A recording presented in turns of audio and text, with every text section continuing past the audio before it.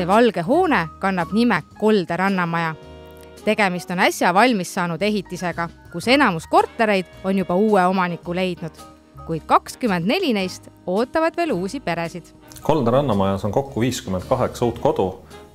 Enamik nendest on 2-3-toalised, on ka 1-toalisi korterid ja 4-toalised. Korterid on avarad, 1-toalised on veidi alla 40 ruutmeetri, 2-toaliseid on alates 40 ruutmeetrist kuni 50-ni, 3-toalised on 60 ja 70 ruutmeetri kandis. 4-toalised täna on juba uue omaniku kõik endale leidnud.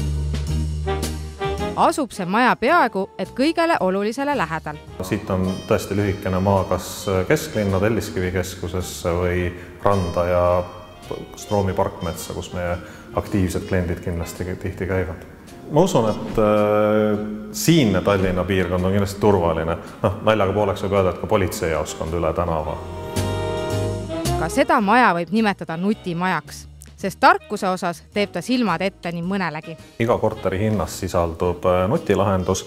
Korteri esiku seinal olevas tahvelarvutis saab seata põhilisi parameetreid, nii kütet kui ka siis tellida lifti näiteks ja suunata ka valgust, kui säärane pakett on lisatud. Lisaks on siis ka majja parkimisalasse autode sissesõit numbrituvastussüsteemi abil. Samas saab oma kodu juhtida ka eemalt. Kõiki rakendusi saab kasutada oma mis tahes nutiseadmes, olles kas kodus või kodunt eemal. Vaadata videofonosüsteemi kaudu, kes on parasjagu välisukse taga kella andmas, saab kontrollida lastekülalisi seeläbi. Ja nagu öeldud, saab reguleerida nii ventilatsiooni, valgustust kui ka tubade temperatuuri, seda programmeerida, nii et me näeme, et see nutisüsteem võib anda kliendile kuni 10% kulude säästu.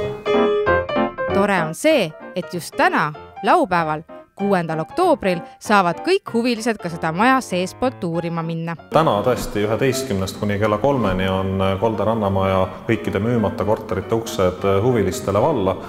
Ootame!